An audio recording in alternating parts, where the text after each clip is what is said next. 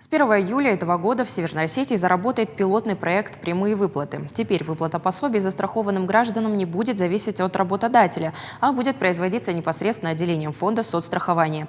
При этом деньги люди будут получать в течение 10 рабочих дней после обращения. Для подготовки к внедрению проекта сегодня во Владикавказе был проведен обучающий семинар для руководителей предприятий республики, бухгалтеров и программистов. Такой же семинар днем ранее в Моздоке собрал около 200 человек.